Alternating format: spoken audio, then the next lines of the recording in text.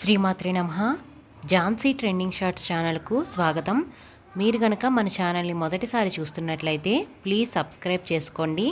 మరిన్ని devotional stories కోసం మన ఛానల్ని అందరికీ షేర్ చేయడం మర్చిపోవద్దు. ఈ వీడియో కనుక మీకు నచ్చినట్లయితే ప్లీజ్ ఒక లైక్ అయితే ఇవ్వండి. పరమ పవిత్రమైనటువంటి సమయం ఆలోచన. ఉగాది నాడు సాయంకాలం కాసేపు ఆ నరసింహ స్తోత్రం, ఆయన యొక్క వైభవం, ఆ ప్రహ్లాదోపాఖ్యానం 4 మాటలు చెప్పబోయే అన్నారు.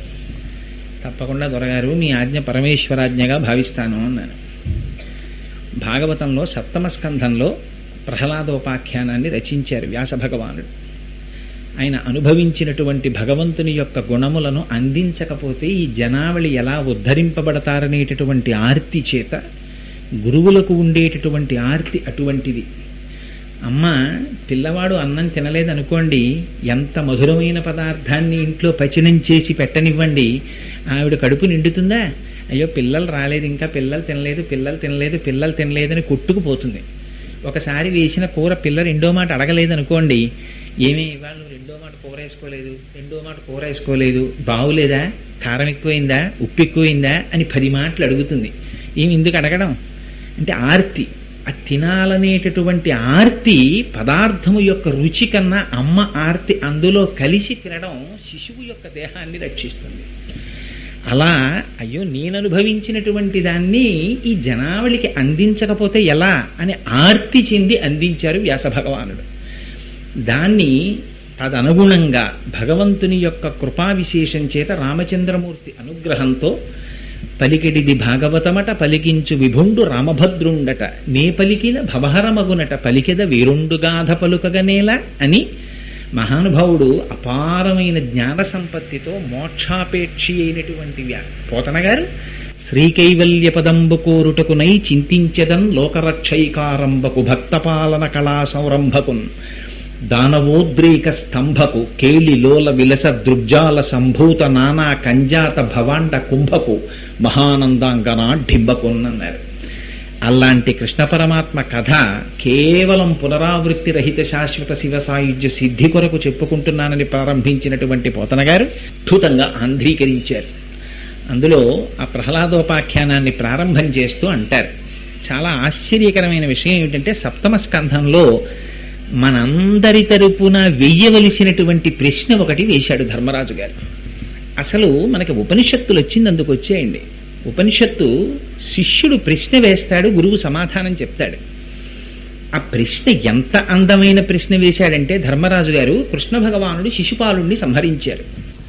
శిశుపాలుడిలోని తేజస్సు కృష్ణ పరమాత్మలోకి లీనమైంది. ఆశ్చర్యపోయాడు ధర్మరాజు.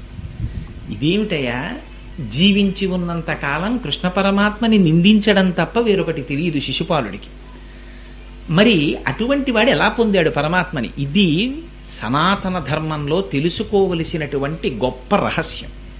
పరమాత్మని తెలుసుకున్నవాడు పరమాత్మని పొందడం కాదు, పరమాత్మని ద్వేషించినవాడు కూడా పరమాత్మని పొందాడు. అది భాగవతంలో మొదటి ప్రశ్న ధర్మరాజు గారి. ఎందుకు పొందాడు శిశుపాలుడు అని అడిగాడు. అడిగితే అడగవలసిన వాడిని అడగాలి, చెప్పగలిగిన వాడిని అడగాలి. నారద మహర్షిని అడిగాడు. ఆయన అన్నారు, కామోత్కంఠత గోపికల్ భయమునన్ కంసుండు వైరక్రియా సామాగ్రిన్ శిశుపాల ముఖ్య నృపతుల్ సంబంధులై వృష్ణులున్ ప్రేమన్ మీరలు భక్తి మేము ఇది చక్రింకంటి మెట్లైన నుద్ధామధ్యాన గరిష్ఠులైన హరి చందన్వచ్చు ధాత్రీశ్వర అన్నారు. ఇది సాక్షాత్ నారద మహర్షి చెప్పిన పద్యం. ఆయన అన్నారు, ఎలా పొందారో తెలుసా కృష్ణుణ్ణి పొందడానికి ఇదే మార్గం అన్నది లేదు. కానీ జ్ఞానము చేత మోక్షం అంతవరకు ఇంకా తిరుగులేని సత్యం. కానీ కామోత్కంఠత గోపికల్, కృష్ణుడి పట్ల కామభావన చేత గోపికలు పొందారు. కామోత్కంఠత గోపికల్ భయమునన్ కంసుండు, అమ్మో ఎక్కడ కృష్ణుడు వచ్చేస్తాడో అని భయపడిపోయి ఆ కృష్ణుణ్ణే తలుచుకుంటూ కంసుడు పొందేశాడు. వైరక్రియా సామాగ్రిన్ శిశుపాల ముఖ్య నృపతుల్, కృష్ణుడు మాకు శత్రువు అని శత్రువుగా తలుచుకుని శిశుపాలుడు పొందేశాడు. ప్రేమన్ మీరలో, ప్రేమతో అయ్యో కృష్ణుడు మా బంధువు వస్తాడు రక్షిస్తాడు అని ప్రేమతో మీరు పొందేస్తున్నారు. సంబంధులై వృష్ణులు, ఆ కృష్ణుడితో బంధుత్వం పెట్టుకుని ఆ వంశం వాళ్ళందరూ తరించిపోయారు. భక్తి చేత మేము అంటే నారదుడు చెప్తున్నాడు, భక్తితో మేము పొందుతున్నాం. ఎట్లైన నుద్ధామ ధ్యాన గరిష్ఠులైన హరిచందన్ వత్సుధాత్రీశ్వర. ఇది విచిత్రం. సంసారమునందుండేటటువంటి సమయంలో మీరు తల్లిదండ్రులతో సహా ఎంతమందితో ఎన్ని రకాల అనుబంధాలు పెట్టుకున్నప్పటికీ అవి ఉద్ధరణకు మార్గములు కావు. పరమాత్మతోటి సంబంధం ఎలా పెట్టుకోండి, అది చిట్ట చివటికి మనోనైర్మల్యాన్ని ప్రసాదిస్తుంది. ఆయన కొడుక్గా చూసుకోండి. ఒక విగ్రహాన్ని ఇంట్లో పెట్టుకుని రోజు ఓ పూలమాల వేయడం, ఓ పంచె కట్టడం, ఆయనకి కాస్త పరవన్నం నైవేద్యం పెట్టడం, ఇన్ని పాలు పట్టుకొచ్చి అక్కడ పెట్టి ఇవాళ మా కృష్ణయ్య పాలు తాగుతున్నాడు అండం, మా కృష్ణయ్య మాతో మాట్లాడుతున్నాడు చూశారా, అలా కూర్చోపోతే ఏమయ్యా అలిసిపోయాను, కాస్త వెళ్ళి నాకు పచ్చిమిరపకాయలు నువ్వు తేకూడదు పిల్లాడివి అని మాట్లాడుకుంటున్న వాళ్ళు నాకు తెలుసు. అలా భగవంతుడితోటి సంబంధం పెట్టుకున్నా కూడా మనోనైర్మల్యం ఏర్పడుతుంది. ఇన్ని రకాలుగా భగవంతుణ్ణి పొందారయ్యా అన్నారు నారద మహర్షి. అంటూ ఒక విచిత్రమైన విషయాన్ని ప్రస్తావన చేశారు. ఆనాడు జయ విజయులిద్దరూ వైకుంఠంలో ద్వారపాలకులై ఉండగా 5-6 సంవత్సరముల వయస్సు కలిగినటువంటి సనకసనందనాది మహర్షులు దిగంబరులై, మహానుభావులు కేవలము భగవన్నామ స్మరణము తప్ప వేరొకటి తెలియని వారై వైకుంఠములకు వస్తే లోపలికి వెళ్ళడానికి వీల్లేదని అక్కడ ఉన్న ద్వారపాలకులు నిర్బంధిస్తే అత్యంత సత్వగుణ ప్రధానమైనటువంటి వైకుంఠంలో ఉండి పరమాత్మ దర్శనానికి వచ్చినటువంటి మాకు పరమాత్మకి మధ్యలో ప్రతిబంధకముగా నిలబడేటటువంటి ప్రయత్నములు చేసినటువంటి పాపములకు ఫలితముగా నువ్వు ఎంత కష్టపడవలసి వస్తుందో అనుగ్రహ రూపంగా శాపమిస్తారు పెద్దలు. అందుకని 3 జన్మలలో వైరభక్తితో నువ్వు పరమాత్మని పొందుతావు అన్నారు. వాళ్లే మొట్టమొదటి జన్మలో దితి గర్భమునందు హిరణ్యాక్ష హిరణ్యకశిపులై జన్మించారు. పెద్దవాడు హిరణ్యకశిపుడు, తమ్ముడు హిరణ్యాక్షుడు. ఇందులో చాలా చిత్రం ఉంది. ప్రహ్లాదోపాఖ్యానం తెలియని వాళ్ళు ఎవరు నాకు చెప్పండి. అమ్మా ఇందులో ఎవ్వరికీ కూడా ఏమంటే మాకు ప్రహ్లాదుడి కథ తెలియదండి, మొట్టమొదటిసారి నువ్వేదో పెద్ద పండితుళ్ళే చెప్పాలి, మేము వినాలని వచ్చిన వాళ్ళం ఎవరూ లేరు, అందరికీ తెలుసు ప్రహ్లాదుడి కథ, మరి ఎందుకు ఇచ్చినట్టు? అది సనాతన ధర్మంలో గొప్పతనం. హిరణ్యాక్షుడు తమ్ముడు హిరణ్యకశిపుడికి. ఆయన పుట్టింది మొదలు ఆయన కోరిక ఏమిటంటే అంతా తనది చేసుకోవాలి. అందుకని భూమిని చాపగా చుట్టేసుకున్నాడు. చుట్టేసుకుని తీసుకెళ్లి బయట పెట్టుకోకూడదా, తనది చేసుకున్న దాన్ని దాచుకోవాలి. అందుకని సముద్రం లోపల దాచాడు. ఇది ఎక్కడుంది చెప్పండి? నిజంగా హిరణ్యాక్షుడి దగ్గర ఉంటుందా? ఇక్కడ ఉంటుంది. కనపడిన ప్రతిదాన్ని నాది చేసేసుకోవాలి. కనపడిన ప్రతి వస్తువు మా ఇంటికి వచ్చేస్తే బాగుండు. వచ్చేసిన వస్తువులు బాల్కనీలోనూ ఆ బయట పెట్టేస్తాం ఏంటి, లోపలికి తీసుకెడతాం. విలువని బట్టి మరింత చీకట్లోకి వెళ్ళిపోతాయి. ఇంటికి వెళ్ళి ఉంగరాలు తీసామనుకోండి, బయట పెట్టేస్తామా టేబుల్ మీద. ఈ కండువా తీసేస్తే తలుపు మీద వేసేస్తాను, లాల్చీ విప్పేస్తే హ్యాంగర్కి పెట్టేస్తాను, ఉంగరాలు తీసేస్తే గాడ్రేజ్ బీరువా తాళం తీసి తలుపులు తీసి చెస్ట్ తీసి చీకట్లో పెట్టి ఇన్ని తాళాలు వేస్తాం. వాడు తెచ్చిన దాంతంతా సముద్రంలో దాచాడు. అంటే నాది నాది నాది నాది అన్నీ తనవి చేసుకోవాలి. ఇది మొట్టమొదట వచ్చేటటువంటి మమకార స్వభావం. దీన్ని వరాహమూర్తి అయి సంహరించారు స్వామి. ఆయన చనిపోతే హిరణ్యాక్షుడు ఏడుస్తున్నారు పాపం. తల్లి అయినటువంటి దితి, ఆయన భార్య, పిల్లలు రోదిస్తున్నారు. ఈ హిరణ్యకశిపుడు వెంటనే సభ తీర్చాడు. రాక్షస ప్రవృత్తి ఎలా ఉంటుందో అందంగా మాట్లాడతారు మహానుభావులు. వాళ్ళేం ఇలా కర్కశంగా కొమ్ములు ఎట్టుకుని ఉంటారు, కత్తులు ఎట్టుకుని ఉంటారు నేను చెప్పరు వాళ్ళు. అందులో అంటారు, ఆ వచ్చినటువంటి సభికులందరినీ చూశాడు. అబ్బాయి మా తమ్ముడైనటువంటి హిరణ్యాక్షుణ్ణి సంహరించారు శ్రీ మహావిష్ణువు, అందుకని నేను ఆయన్ని సంహరించాలనుకుంటున్నాను. ఎక్కడున్నాడని సంహరిస్తాడు శ్రీ మహావిష్ణువు? ఇందుకలడందులేడని సందేహము వలదు. వీడి లోపల నుంచి ఈ మాట పలకడానికి ఆధారమైన వాడు కూడా ఆయనే. ఎక్కడని చంపుతాడు? ఇది అవివేకం, నేను చంపుతానన్నాడు. శ్రీ మహావిష్ణువుని సంహరించేస్తాను, ఆయన ఉండడానికి వీల్లేదు. అందుకని విష్ణువు ఎక్కడుంటాడని అడిగాడు. అడిగితే రాజా రాక్షస రూపేణ శ్వానరూపేణ మంత్రిన, అలాంటి వాళ్లే మంత్రులు దొరుకుతారు. విష్ణువు ఎక్కడుంటాడంటే యజ్ఞాల్లో ఉంటాడు, యాగాల్లో ఉంటాడు, వేదాల్లో ఉంటాడు, గోవుల్లో ఉంటాడు, విప్రుల్లో ఉంటాడు, బ్రాహ్మణుల్లో ఉంటాడన్నారు. చంపేయండి వాళ్ళందరినీ అన్నాడు.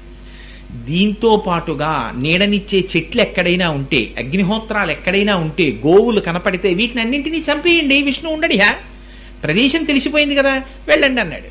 వీళ్ళందరూ వెళ్ళారు, కనపడ్డ వాళ్ళందరినీ చంపేస్తున్నారు. ఈయన తల్లి దగ్గరికి బిడ్డల దగ్గరికి వచ్చాడు. వాళ్ళు ఏడుస్తున్నారు. చూశాడమ్మని. దితిని చూసి హిరణ్యకశిపుడు చెప్పినటువంటి వేదాంతం మీరు భాగవతంలో చదివితే అవురా అని ముక్కు మీద వేలేసుకుంటాం. ఇంత వేదాంతమా, ఎంత వేదాంతం తెలుసురా వీడికని. ఆయన అన్నాడు, ఎందుకమ్మా ఏడుస్తున్నావు అని అడిగాడు. ఎందుకు ఏడవడం ఏమిట్రా, నీ తమ్ముడు హిరణ్యాక్షుడు మరణించాడు కదా అందావిడ. అంటే వాడన్నాడు, నిరాహార నివిష్ట పాంధుల క్రియం సంసార సంచారుల్ ఒత్తురు కూడి విత్తురు సదా సంగంబులే దొక్కచో వీరు సూరిపోయిడి త్రోవపోయెను భవత్సూనుండు తల్లి మహాశూరుండాతడు తద్వియోగమునకు శోకింప నీకేటికిన్ అన్నాడు. ఎంత గొప్ప మాట చెప్పాడో చూడండి. నిరాహార నివిష్ట పాంధుల క్రియన్ నికంబు సంసార సంచారుల్ ఒత్తురు. అమ్మా, అపారమైనటువంటి వేడి కలిగినటువంటి ఎండాకాలంలో బాటసారులు రోడ్డు మీద వెళ్ళిపోతున్నారు. దాహం వేసింది. అటు నుంచి కొందరు వస్తున్నారు, ఇటు నుంచి కొందరు వస్తున్నారు, ఇటు నుంచి కొందరు వస్తున్నారు, ఇటు నుంచి కొందరు వస్తున్నారు. అందరికీ వేసింది దాహమే. దాహం వేసిన వాడికి కావలసినది కేవలం నీళ్లు. వాడికి డబ్బు ఇవ్వండి, లేకపోతే మధుర పదార్థం పెట్టండి, ఇంకోటి పెట్టండి, వాడి దాహం తీరదు. వాడికి నీళ్లే కావాలి. అందుకని అందరు ఎక్కడికి చేరాలి? చలివేంద్రానికి చేరాలి. అందరూ నీళ్లు తాగాలి కాబట్టి అందరూ అక్కడికి చేరారు. అందరికీ ఏమిటి సంబంధం? అక్కడికి చేరడం, దాహం తీర్చుకోవడం. అంతే తప్ప ఏమండి మీరెవరండి నేను పలకరించుకోరు. అందరూ పెడతారు, గ్లాసు పడతారు, నీళ్లు తాగేస్తారు, ఆ గ్లాస్ అక్కడ పెట్టేస్తారు. అయ్యో పాపం మనందరం దాహార్తితో ఇక్కడ కలుసుకున్నాం, మనందరం ఓ సంఘం పెట్టుకుందాం అని ఏం అనుకోరు. వీడి దాహం తీరిపోగానే వీడు వెళ్ళిపోతాడు, వాడి దాహం తీరిపోతే వాడు వెళ్ళిపోతాడు, ఎవడి మానాన వాడు వెళ్ళిపోతాడు. అమ్మా, ఈ సంసార సంచారులు కూడి ఒత్తురు, వీళ్ళకి ఇది అలవాటమ్మా అన్నాడు వాడు. ఎంత గొప్ప మాట చెప్పాడో చూడండి. అమ్మ, వీళ్ళకి ఇది అలవాటు. అమ్మల కడుపులు మారతారు. వీళ్ళు ఒకసారి ఒక అమ్మ కడుపులో ఉంటారు, ఇంకోసారి ఇంకో అమ్మ కడుపులో కెడతారు. పంది కడుపులో, కుక్క కడుపులో, నల్లి కడుపులో, పిల్లి కడుపులో ఉపాధులు మారుతారు. వచ్చి వీళ్ళకి దాహం వేస్తుంది, వీళ్ళ కామం తీరాలి, వీళ్ళ క్రోధం తీరాలి, వీళ్ళ లోభం తీరాలి. అందుకని జత కడుతుంటారు. వేరొక స్త్రీతోటో పురుషుడితోటో సంసారమని కూడుతారు. కూడిన వాళ్ళు ఇక్కడ ఉండిపోతారు అనుకుంటున్నావేమో. కూడి ఒత్తురు, వీడెదరు. వాళ్ళు మళ్ళీ విడిచిపెట్టేస్తారు, మళ్ళీ వెళ్ళిపోతాడు శరీరాన్ని విడిచిపెట్టేసి. ఈ శరీరం వదిలేస్తాడు, మళ్ళీ ఇంకో శరీరంలోకి వెళ్ళిపోతాడు. అక్కడ సంసారం పెడతాడు, మళ్ళీ ఓ కుక్కలో పెడతాడు. ఆ కుక్కకో ఆడ కుక్క, దానికి నిద్ర ఉంటుంది, దానికి మైథునం ఉంటుంది, దానికి ఆకలి ఉంటుంది, దానికి సుఖం ఉంటుంది, దానికి దుఃఖం ఉంటుంది. వంటింట్లోకి వచ్చేస్తుంది, మూతి పెట్టేస్తుంది, వాడు కర్రెట్టి కొట్టేస్తాడు, కయ్యోమని ఏడుస్తుంది, రోడ్డు మీద పోతుంది. దానికి లేవేమిటి బాధలు? దానికి ఇన్ని బాధలు దానికి ఉంటాయి. అందుకనమ్మా, సదా సంసార సంచారుల్ ఒత్తురు కూడి విత్తురు సదా సంగంబు లేదొక్కచో. ఒక్క చోట కూడా ఉండరమ్మా వీళ్ళు. కానీ నీ కొడుకు అదృష్టం ఏమిటో తెలుసా? శూరుల్ పోగిడి త్రోవపోజును భవత్సూనుండు తల్లి. మహావీరులైనటువంటి వాళ్ళు మరణించి పొందవలసినటువంటి వీరస్వర్గాన్ని అలంకరించాడు నీ కొడుకు. మహాశూరుండాతడు తద్వియోగమునకు శోకింప నీకేటికిన్. అటువంటి కొడుకుని కని వీరమాతవై ఎందుకమ్మా ఏడుస్తావు? వాడు చచ్చిపోయింది శ్రీ మహావిష్ణువు చేతిలో. ఊళ్ళో వాళ్ళవన్నీ తెచ్చి సముద్రంలో దాచేస్తే చచ్చిపోయాడు వాడు. వాడి గురించి అంత గొప్పగా చెప్పాడు హిరణ్యకశిపుడు. చెప్పి ఇంకొక గొప్ప మాట చెప్పాడు అమ్మతోటి. అమ్మా, మచ్చిక వీరికెల్ల బహుమాత్రము చోద్యము దేహి పుట్టుచున్ చచ్చుచునుండ చూచెదరు తా చావకమానిడు వారి భంగి ఈ చచ్చిన వారికెచ్చెదరు. ఇదెక్కడి చోద్యము? చావున కొల్లక దాగవచ్చునే, ఎచ్చట నుండి వచ్చిన చటికి పోవుట నైజము ప్రాణికోటికి. ఎంత గొప్ప మాట అండి నిజంగా అది. వాడు అన్నాడు, ఎందుకమ్మా ఇలా ఏడుస్తారు వీళ్ళందరూ? మచ్చిక వీరికెల్లా. అమ్మ, ఎంత చిత్రం అమ్మా వీళ్ళది. వీడి భార్య ఎవరో వీడికి తెలియదు ఓ 25 ఏళ్ళు వచ్చే వరకు. మొట్టమొదట అసలు వీడెవరో వీడికి తెలియదు. అమ్మ పొత్తిళ్లల్లో పడుకుంటాడు, అమ్మ ఎవరో తెలియదు. కొన్నాళ్ళు అమ్మని ప్రేమిస్తాడు, అయిపోయిందమ్మ. నాన్నగారిని పట్టుకుంటాడు, అమ్మ నాన్నగారు. ఆ తర్వాత అన్నదమ్ములు, తర్వాత క్రీడలు, ఆటలు, స్నేహితులు, ఇవి విడిచిపెడతాడు. అమ్మ, నువ్వు లేకపోతే నేను ఉండగలనా అంటాడు. అయిపోయింది, పెళ్లి అయిపోయింది. ఆ భార్యను తీసుకుని వెళ్ళిపోతాడు. ఆ తర్వాత పిల్లలు, వాళ్ళ మీద వ్యామోహం. ఆ తర్వాత పిల్లలు వెళ్ళిపోతారు, ఎక్కడికో పెళ్లిళ్ళు అయిపోతాయి, ఉద్యోగాలు వచ్చేస్తాయి, వాళ్ళు వెళ్ళిపోతారు. మళ్ళీ వీడు భర్తతో ఉంటాడు. ఆ తర్వాత కాతే కాంతా కస్తే పుత్ర సంసారోయమతీవ విచిత్ర. నదీ ప్రవాహంలో 2 ఎండు పుల్లలు కలుసుకున్నాయి. ఒకటి ఒక చోటుకు పోయింది, ఇంకో చోటుకు పోయింది. ముందెవరో వెనకెవరో విడిపోయింది, వెళ్ళిపోయారు, దేహాలు మారిపోయాయి. కానీ వీళ్ళ అసాధ్యం కూడా ఎంత మమకారం చెప్తారమ్మా వీళ్ళు. కనపడ్డవాడిని అందరినీ నువ్వు లేకపోతే నేను ఉండగలనా అంటుంటాడు. వీడు వెళ్ళిపోతుంటాడు, వాడు వెళ్ళిపోతుంటాడు. ఏమిటమ్మా ఈ అల్లరంతా అన్నాడు వాడు. మచ్చిక వీరికెల్ల బహుమాత్రము చోద్యము దేహి పుట్టుచును చచ్చుచునుండ చూచెదరు. వీళ్ళు రోజు చూస్తున్నారు, పుడుతున్నారు చచ్చిపోతున్నారు, ఇవన్నీ చూస్తున్నారు వీళ్ళు. తా చావకమానడు వారి భంగి ఈ చచ్చిన వానికి ఎచ్చెదరు. చచ్చిపోయిన వాడిని పట్టుకుని వీడేదో చచ్చిపోని వాళ్ళ వాడు చచ్చిపోయాడని ఏడుస్తావేటమ్మా నువ్వు? తా చావకమానుడు భారి భంగి ఈ చచ్చిన వానికెచ్చెదరు ఇదెక్కడి చోద్యము, చావున కొల్లక దాగవచ్చునే, అది జరిగి తీరుతుంది అంటే దేనికి విచారించడు మనిషి. చీకటి పడిపోతుంది, ఆరైపోతే తెలుసు ఆ విషయం. 6 అయిపోయింది, ట్రైన్కి వెళ్ళాలి, కానీ 6:30 అయిపోయింది, ట్రైన్కి వెళ్ళిపోతుంది. అయ్యా 6:30 అయిపోయిందండి, ఇంక ట్రైన్ దొరకదంటాడు, ఫోన్ చేస్తాడు, సెలవు పెట్టేస్తాడు, ఇంట్లో ఉంటాడు. ఏమండి చావు వచ్చేస్తుందండి, తప్పదండి, శరీరం పొందినవాడు వెళ్ళిపోవాలండి, ఒప్పుకోడే. ఉండిపోవాలంటాడు. ఇది ఎక్కడి విచిత్రం, ఎచ్చట నుండి వచ్చనచ్చటికి పోవుట నైజము ప్రాణికోటికి. నేను ఆఫీస్కి నిడదవోలు వెళ్తే ఉండిపోతాను అక్కడ, రాత్రి ఏడప్పటికి ఏదో ట్రైన్ అట్టుకుని ఇంటికి వచ్చేస్తాను. ఎందుకు వచ్చేయడం మళ్ళీ వెళ్ళిపోవడం ఎందుకు మళ్ళీ వచ్చేయడానికి?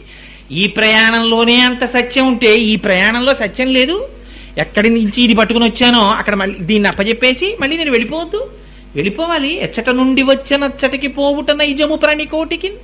మరి ఇవన్నీ ఎవడిస్తున్నాడు రా? ఈ శరీరాన్ని ఎవడిస్తున్నాడు? లోపల ఎవడుంటున్నాడు? ఎవడు విడదీస్తున్నాడు? ఎవడు తీసుకెడుతున్నాడు? ఎవడి బ్రహ్మాండములయందంతటినీ కర్మఫలాన్ని అనుభవింపచేయడానికి శరీరములనిచ్చి తిప్పుతున్నటువంటి శక్తి ఎవరు? అజ్ఞాతంగా అని అడుగుతావేమో.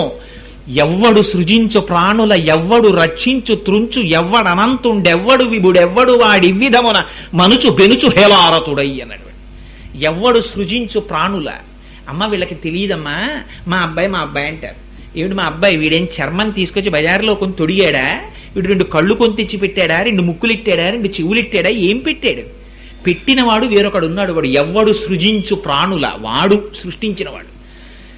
వీడే ఆహారం పెట్టి లోపల కూర్చుని అహం వైశ్వానరో భూత్వా ప్రాణినాం దేహమాశ్రిత అని ఆహారాన్ని పచనం చేసి వాడు పెరిగేటట్టుగా చేస్తాడు. వాడే ఈ శరీరం పడిపోయేటట్టుగా చేస్తాడు. వాడి కంటికి కనపడ్డమ్మా వాడొకడున్నాడు పరమాత్మ. వాడు ఎవ్వడనంతుండెవ్వడు విభుడెవ్వడు వాడి విధమున మనుచు బెనుచు హేలారతుడై. ఇవన్నీ చేయడానికి వాడేం కష్టపడ్డమ్మా, వాడికి హేళ, ఇదొక ఆట, అలా చేస్తాడమ్మా అన్నాడు.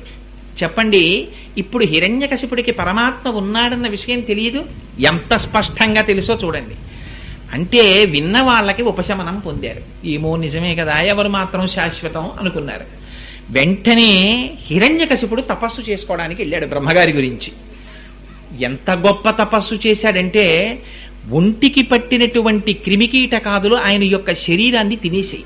కేవలం ఎముకల గూడు మిగిలిపోయింది.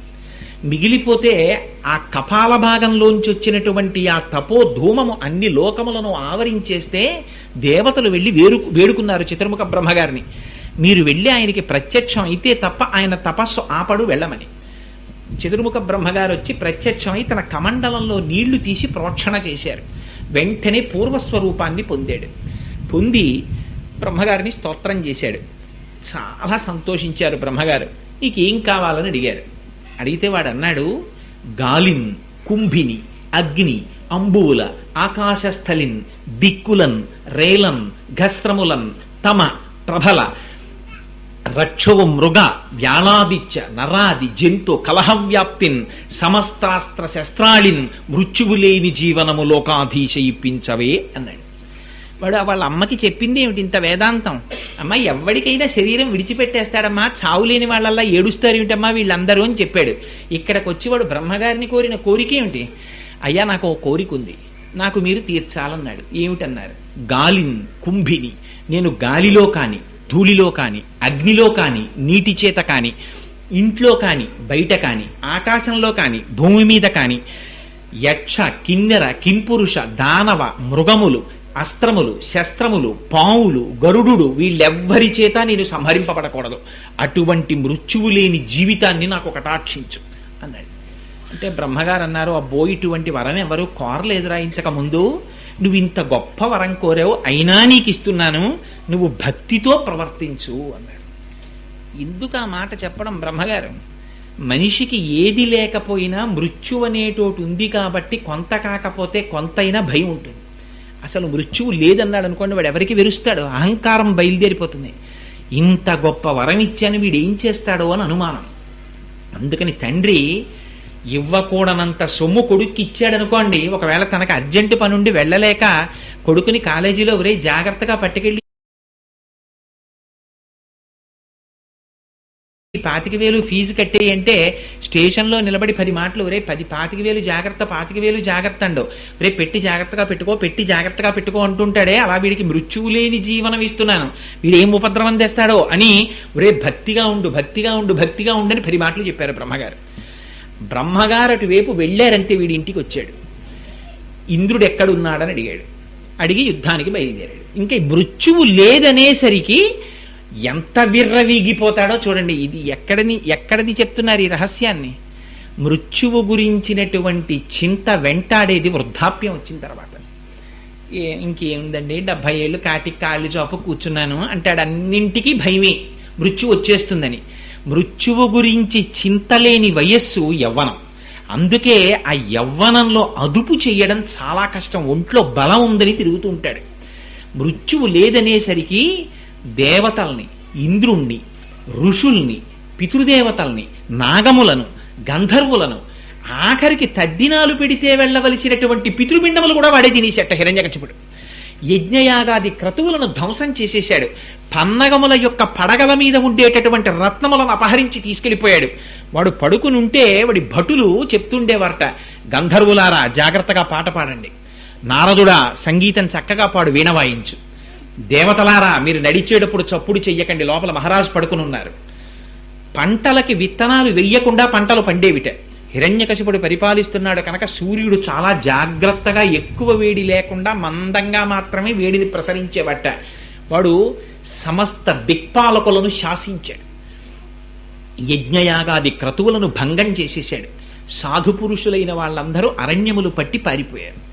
పారిపోయి ఈ దేవతలు అందరూ కూడా స్థితికారుడైన వాడు, ఎప్పుడెప్పుడు ధర్మమునకు హాని జరిగితే అప్పుడప్పుడు రక్షించవలసిన వాడు కనుక శ్రీ మహావిష్ణువుని స్తోత్రం చేశారు. స్వామి మమ్మల్ని ఎప్పుడు రక్షిస్తావు, ఎప్పుడు మమ్మల్ని కటాక్షిస్తావు, మేము ఎలా బయటపడతామని అడిగితే మహానుభావుడు శ్రీ మహావిష్ణువు అప్పుడు చెప్పారు, ఇది రాక్షస సంహారం అంటే. ఒకరికి చెప్పడానికి పనికొచ్చినటువంటి విద్య తనకి అనుష్ఠానంలోకి రాదు. పరోపదేశ వేళాయాం సర్వే వ్యాసపరాశరాహ. వినే అమాయకుడు దొరికితే నాలాంటి వాడు ఎంతసేపు అయినా చెప్తాడు. కానీ తనకి అనుష్ఠానంలోకి తెచ్చుకోవలసి వస్తే తను జాగ్రత్తగా ప్రవర్తించవలసినటువంటి సమయం ఆసన్నమైనప్పుడు మాత్రం ఆ జాగ్రత్త ఉండదు. అందుకని అలా లోపల జ్ఞానం నిలబెట్టుకోగలిగినటువంటి వాడు ఎవరుంటాడో వాడు మాత్రమే సరి అయినటువంటి నడువడి కలిగినటువంటి వాడు. అది అనుష్ఠాన పర్యంతము రావాలి ఆ జ్ఞానం. అది రాకపోవడమే రాక్షసతత్వం. వాడికి వేదాంతం తెలియదా? అంత వేదాంతం చెప్పాడు, తనకి పనికొచ్చిందా వేదాంతం? తనకి పనికి రాలేదు. తనకి మృత్యువు లేని జీవనం కావాలి, తను 10 మందిని ఏడిపించాలి. అందుకుని బయలుదేరాడు వాడు. బయలుదేరి అంతమందిని బాధ పెడుతుంటే దేవతలందరూ శ్రీ మహావిష్ణువుని ప్రార్థన చేశారు. శ్రీ మహావిష్ణువు అశరీరవాణిగా ప్రకటించారు. అశరీరవాణి అంటే శృతి, వేదం. ఆ వేదస్వరూపంగా స్వామి ఆ శ్రీవైకుంఠం నుంచి ఒక మాట చెప్పారు, ఎవడి మరణమైనా వాడుకొని తెచ్చుకోవాలి. హిరణ్యకశిపుడు కూడా మరణించడానికి కావలసినంత పాపం ఇంకా చెయ్యలేదు. వాడు మరణిస్తాడు. దేనివల్ల మరణిస్తాడో తెలుసా? నేను కొంత జాబితా చెప్తున్నాను వినండి, వాటి జోలికి వెడతాడు వాడు. వెళ్ళిన తరువాత వాడు మరణిస్తాడు. వాడు మరణించడానికి కావలసినటువంటి పచనము చేయబడిన పదార్థముగా సిద్ధమైన తరువాత అప్పుడు నేను అవతార స్వరూపంగా వస్తాను. అలా వాడు మరణించాలంటే కొన్ని అపచారములు జరగాలి. ఏమిటా అపచారములు అంటే, మొట్టమొదట చెయ్యవలసినటువంటిది శృతులను అంటే వేదములను ధిక్కరించాలి. వేదము ప్రమాణము కాదనాలి. యజ్ఞయాగాది క్రతువులను వాడు ఒప్పుకోకూడదు.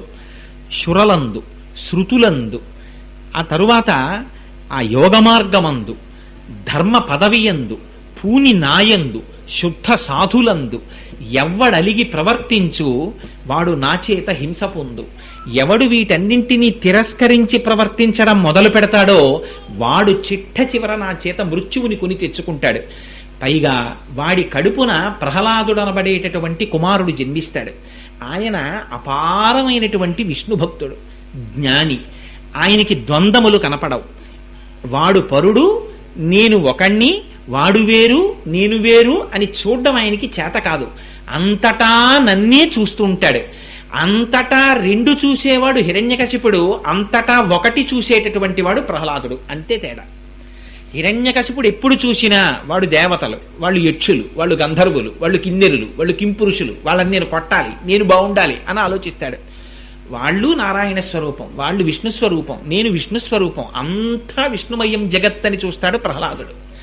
అటువంటి వాడి కడుపున ఇటువంటి వాడు పుట్టాడు. ఇటువంటి ప్రహ్లాదుడు సామాన్యమైన వాడు కాడు. కన్న కొడుకు శమదమ సంపన్నుడు నిర్వైరుడనక ఎన్నడు ప్రహ్లాదుని వాడు క్లేశమును పొందించునాడే పట్టివధింతున్. ఏనాడు అటువంటి శమదమ సంపన్నుడైనటువంటి ప్రహ్లాదుణ్ణి పట్టుకుని హిరణ్యకశిపుడు వేధిస్తాడో ఆనాడు ఆ హిరణ్యకశిపుణ్ణి పట్టుకుని నేను సంహరిస్తాను, మీరు బెంగ పెట్టుకోకండి, మీరు అందరూ బయలుదేరండి అన్నారు. ఆ దేవతలందరూ బయలుదేరి వచ్చేశారు. వచ్చేసిన తర్వాత ప్రహ్లాదుడు జన్మించాడు. ప్రహ్లాదుడు జన్మించినటువంటి ఘట్టం మనం ఎర్రసిరాతో అండర్లైన్ చేసి పెట్టుకోవలసినటువంటి ఘట్టం. ఎందుచేత అంటే ఇది ప్రహ్లాదుడు చిట్ట చివరిలో చెప్పాడు, కానీ కథని అనుసంధానం చేయడం కోసమని నేను ముందుకి చెప్తున్నాను.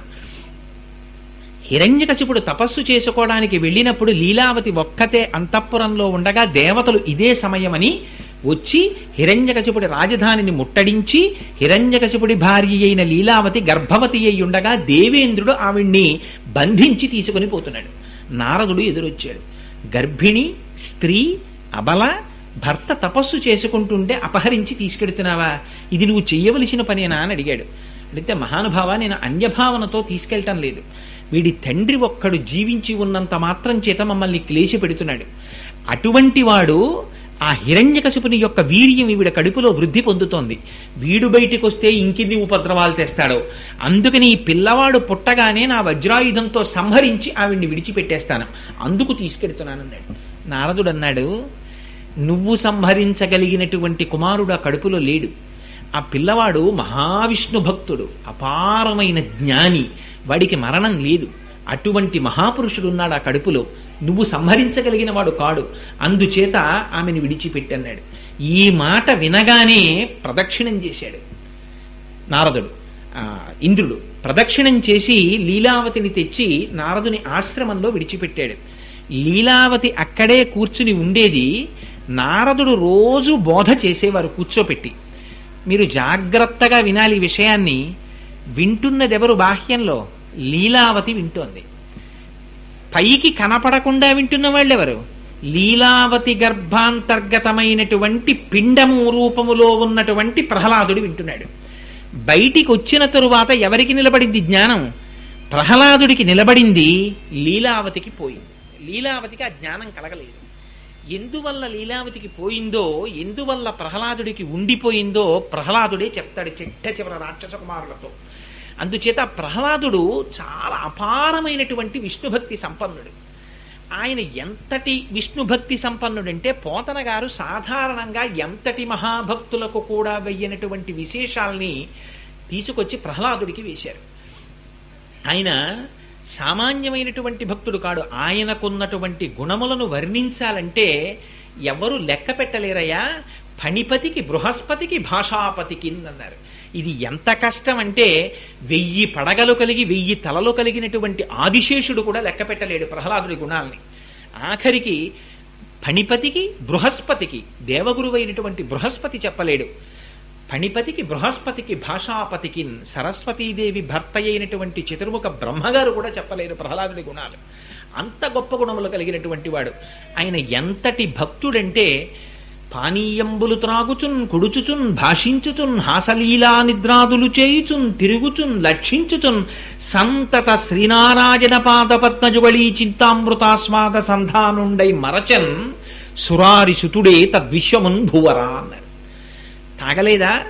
తాగేవాడు పానీయంబులు. పానీయంబులు త్రాగుచున్, కుడుచుచున్, భాషించుచున్, మాట్లాడుతూ, తాగుతూ, తింటూ, తిరుగుతూ, పాడుతూ, ఆడుతూ, నడుస్తూ ఎప్పుడు శ్రీమన్నారాయణుని యొక్క పాదార విందములను మాత్రమే తలుచుకునేవాడు. భగవాన్ రమణుల్ని ఒకరు ప్రశ్న వేశారు. మనస్సు భగవానుని యందే నిక్షేపించుట అంటారు కదా, అది ఎలా కుదురుతుంది అని. అంటే రమణులు ఒక ఉదాహరణ చెప్పారు.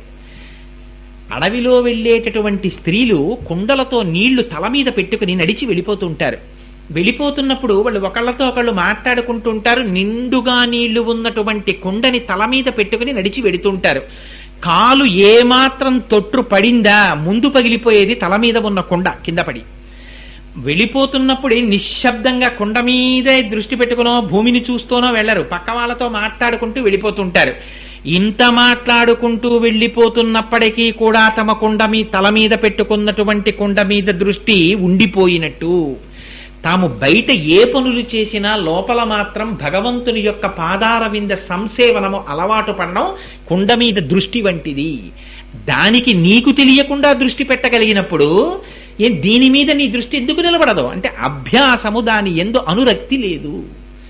అందుకని ప్రహ్లాదుడికి పానీయంబులు త్రాగుచున్ కుడుచుచున్ భాషించుచున్ హాసలీలా నిద్రాదులు చేయుచున్ తిరుగుచున్ లక్షించుచున్ సంతత శ్రీనారాయణ పాద పద్మజుగళీ చింతామృతాస్వాద సంధానుండై మరచన్ సురారిసుతుడే తద్విశ్వమున్ భూవరా. ఈ విశ్వమును మరచిపోయేట ఎంత చిత్రమో చూడండి. ఆ మాట చెప్పడంలో తిరగేస్తున్నారు. మనమేం మరిచిపోతాం? జగత్తుతో తాదాత్మ్యం చెందుతాం. మనకి ఊళ్ళు కనపడతాయి, రైళ్లు కనపడతాయి, ఆఫీసు కనపడుతుంది, ఇల్లు కనపడుతుంది, జీతం కనపడుతుంది, భార్య కనపడుతుంది, పిల్లలు కనపడతారు, పరమాత్మని మరిచిపోతాం.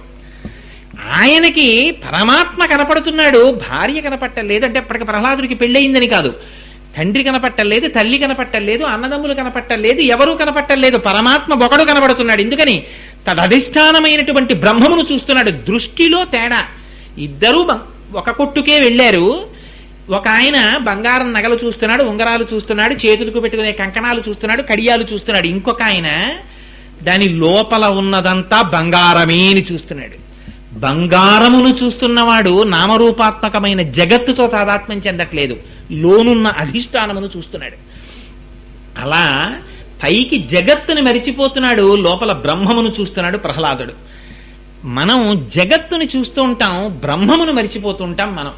అందుకని గురువులు ఏం చేస్తారంటే ఈ జగత్తు వైపు ఉన్న దృష్టిని బ్రహ్మము వైపుకి తిప్పే ప్రయత్నం చేయిస్తారు. అది నమః నమః నమః అని, నాది కాదు నాది కాదు నాది కాదంటూ మెల్లగా తిప్పే ప్రయత్నం చేసి అటువైపుకి మన దృష్టిని మరలుస్తారు. ఇది ప్రహ్లాదుని యొక్క భక్తి. ఆయన తనయందు అఖిల భూతములందు ఒక భంగి పరహితత్వంబున బరగువాడు, పెద్దల పొడగన్న భృత్యుని కైవడి చేరి నమస్కృతులు చేయువాడు, తల్లిదండ్రుల భంగి ధర్మవత్సలతను దీనుల కావ చింతించువాడు, కన్నుదోయికి అన్య కాంతలడ్డంబైన మాతృభావన చేసి మరలువాడు, సకుల ఎడ సోదర స్థితి జరుపువాడు, దైవ తములంచు గురువుల తలచువాడు, లీలలందున బొంకులు లేనివాడు, లలిత మర్యాదుడైన ప్రహ్లాదుడధిప.